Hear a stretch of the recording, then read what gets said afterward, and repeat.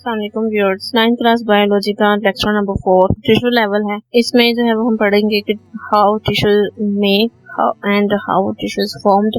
तो multi cellular organisms में जो सिमिलर सेल्स हैं, जब ये आपस में ऑर्गेनाइज होते हैं, जुड़ते हैं, तो ये ग्रुप की शक्ल में आपस में ऑर्गेनाइज होते हैं और वो जो ग्रुप है ये एक टिश्यू कहलाता है। इसमें सिमिलर सेल्स जो हैं वो एक स्पेशलाइज्ड फंक्शन परफॉर्म कर रहे होते हैं। हर सेल जो है वो टिश्यू में मौजूद अपना अपना काम खुद करता है, जैसा कि रेस्पिरेशन है या फिर प्रोटीन सिंथेसिस है, तो हर सेल जो है वो ये काम अपना खुद परफॉर्म करेगा। लेकिन जो है वो ये कुछ और स्पेशल प्रोसेसेस भी परफॉर्म करेगा जो कि टिश्यू से रिलेटेड होते हैं। टिश्यू जो है वो ये दो तरह के होते हैं, एक प्लांट टिश्यूज होते हैं और एक एनिमल टिश्यूज होते हैं। तो प्लांट टिश्यूज की एग्जांपल्स में एपिडर्मल टिश्यूज हैं और ग्राउंड टिश्यूज हैं।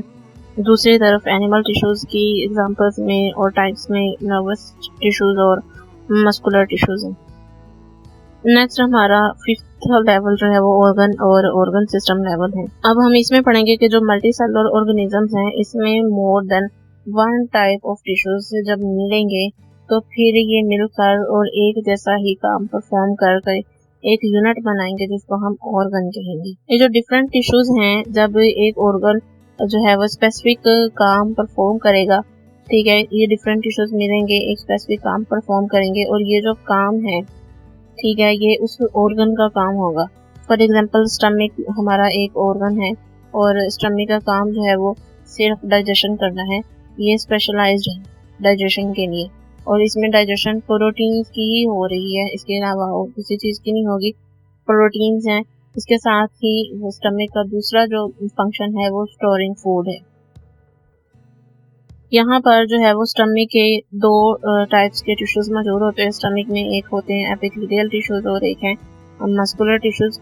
जो एपिथेलियल टिश्यूज हैं ये ग्लैंडुलर टिश्यूज हैं, ठीक है, और इन्होंने क्या करना है कि गैस्ट्रिक जूस को सेक्रेट करना है ताकि प्रोटीन की डाइजेशन हो सके।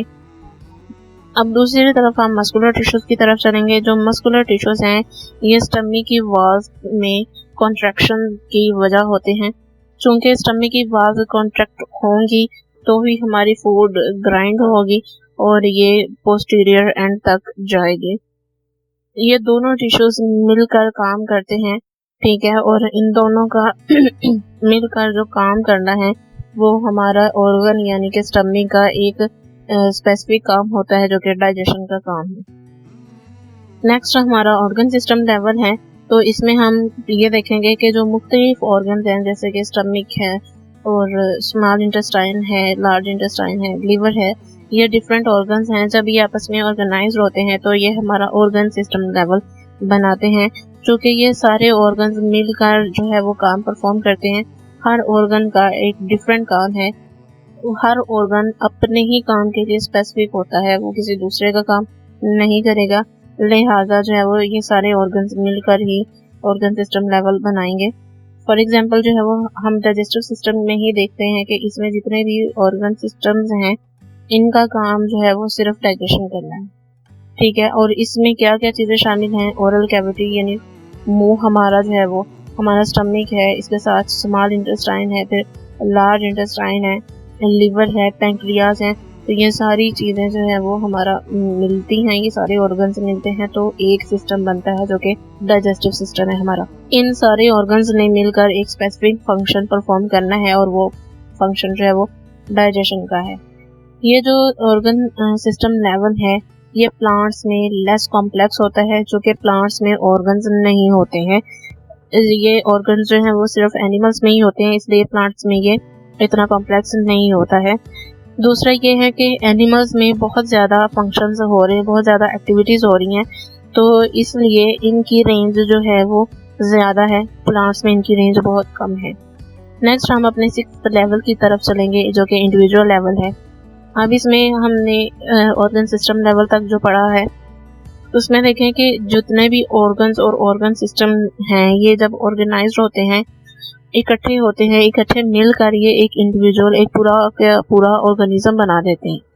इस पूरे के पूरे ऑर्गेनिज्म में जो है मुख्तलिफ फंक्शंस, मुख्तलिफ काम, मुख्तलिफ किस्म की सरगर्मियाँ ये सर अंजाम दे रहा है। ठीक है, और वो सारे अफ़ाल जो है वो आपस में मिलजुल कर काम कर रहे हैं, मिलजुल कर ही हो रहे हैं। जैसे कि एक आदमी है, वो क्या कर रहा है कि अपने जितनी भी एक्सरसाइजेज हैं, जितने भी उसके काम हैं, ठीक है, वो सिर्फ अपने मसल्स ही नहीं इन्वॉल्व हैं, बल्कि इसका जो नर्वस सिस्टम है, इसका रेस्पिरेटरी सिस्टम है, डाइजेस्टिव सिस्टम है, ये सारे सिस्टम जो है वो इसमें इन्वॉल्व होते हैं। ठीक है, और इसमें क्या है, जब वो कोई हार्ड एक्सरसाइज या कोई हार्ड जॉब करता है तो जो रेट ऑफ रेस्पिरेशन है या फिर हार्ट बीट रेट है, ये इंक्रीज हो जाता है। ये फिर क्या है कि जब ये इंक्रीज हो जाता है रेट ऑफ रेस्पिरेशन या फिर हार्ट बीट, तो इससे क्या है कि ज़्यादा से ज़्यादा मिकदार में ऑक्सीजन हमारी बॉडी में एंटर होती है, वो फूड में एंटर होती है, फूड की फर्दर डाइजेशन करती है, और वो फूड जो है वो हमारे मसल्स का और हमारे बॉडी पार्ट्स का हिस्सा बनती है, जिसके नतीजे में हमें एनर्जी मिलती है और हम अपने डेली बेसिस के काम सर अंजाम देते हैं। नेक्स्ट हम पॉपुलेशन लेवल की तरफ चलेंगे। तो जो पॉपुलेशन है, ये ग्रुप ऑफ ऑर्गेनिजम्स है सेम टाइप ऑफ स्पीशीज का, यानी कि एक ही जैसे स्पीशीज जब मिलकर इकट्ठी रहती हैं तो ये एक पॉपुलेशन बनाती हैं, एक ही वक्त में और एक ही जगह पर ये रहती हैं। इसकी एग्जांपल में जो है वो इसमें बताया है कि जो पीपल हैं 2010 में वो 173.5 मिलियन इंडिविजुअल्स हैं, according to the ministry of population welfare, government of Pakistan. तो सबसे पहले यहाँ अब हम चलेंगे स्पीशी की डेफिनेशन की तरफ कि बेसिकली स्पीशी क्या है। स्पीशी होगी तो ही पॉपुलेशन लेवल आएगा। तो स्पीशी में देखें कि ये ऑर्गेनिजम्स का ग्रुप होता है जो कि इंटरब्रीडिंग के लिए और फर्टाइल ऑफस्प्रिंग्स पैदा करने के काबिल होते हैं। तो स्पीशीज होंगी तो फिर ही उसे नेक्स्ट लेवल हमारा पॉपुलेशन लेवल आएगा। अब हम चलते हैं हैबिटेट की तरफ के हैबिटेट क्या है। तो हैबिटेट ही बेसिकली रहने की जगह होती है, मस्कन होता है। फॉर एग्जांपल जो इंसान है वो घरों में रहते हैं, परिंदे जो है वो घोंसलों में रहते हैं, और जानवर जो है वो कुछ जंगलों में रहते हैं, कुछ पालतू जानवर होते हैं। तो ये क्या है कि हैबिटेट है हर लिविंग ऑर्गेनिज्म की। तो habitat means the area of the environment in which organism lives. ये एनवायरनमेंट का, माहौल का एक ऐसा हिस्सा होता है, एक ऐसी जगह होती है जहाँ कोई भी लिविंग ऑर्गेनिज्म रहता है, तो ये उसकी हैबिटेट कहलाता है। नेक्स्ट हम चलेंगे कम्युनिटी लेवल की तरफ। तो population level, different population levels मिलेंगे तो फिर एक कम्युनिटी लेवल बनेगा। और ये जो पॉपुलेशन लेवल्स हैं, यानी कि डिफरेंट पॉपुलेशन जो हैं वो आपस में इंटरेक्टिंग करेंगी। जब ये इंटरेक्ट करेंगी एक ही किस्म के एनवायरनमेंट में, तो ये एक कम्युनिटी बना लेंगी। फॉर एग्जांपल जो है फॉरेस्ट है, उसमें डिफरेंट कम्युनिटीज रह रही होती हैं। इसमें प्लांट्स भी हैं, माइक्रो ऑर्गेनिजम्स भी हैं, फंजाई और एनिमल्स स्पीशीज भी शामिल हैं। ये जो कम्युनिटी है ये ऑर्गेनिजम्स का एक कलेक्शन होता है। इसमें जो है वो एक पॉपुलेशन की तादाद बढ़ जाती है तो दूसरे की कम हो जाती है, अगर दूसरे की बढ़ेगी तो पहले वाले की कम हो जाएगी। तो ये जो कम्युनिटीज हैं ये कॉम्प्लेक्स किस्म की हैं, यानी कि इसमें फॉरेस्ट कम्युनिटी भी शामिल है और पॉन्ड कम्युनिटी भी शामिल है। इसके अलावा फर्दर इसकी दो कैटेगरीज है, एक सिंपल कम्युनिटी है और कुछ जो है वो कॉम्प्लेक्स कम्युनिटीज हैं। जो सिंपल कम्युनिटीज हैं यानी कि फाउंड लोग with various populations under it, और सिंपल कम्युनिटी में नंबर और पॉपुलेशन के साइज जो हैं वो लिमिटेड होते हैं, यानी कि इसमें किसी भी किस्म का बायोटिक या एबायोटिक फैक्टर जो है वो चेंज होता है तो फिर ये बहुत ज़्यादा हद तक बुरे असरात मुरतब करता है। नेक्स्ट हमारा लास्ट लेवल है बायोस्फीयर लेवल। तो ज़मीन का हिस्सा जिसमें ऑर्गेनिज्म मुख्तलिफ कम्युनिटीज़ बनाकर रहते हैं वो बायोस्फीयर कहलाता है। ये हमारा इकोसिस्टम बनाता है।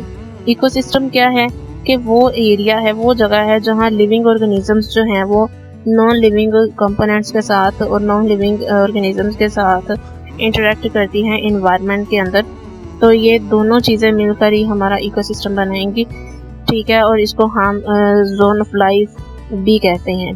ज़मीन पर जो जोन ऑफ लाइफ है ये बायोस्फीयर लेवल कहलाएगा।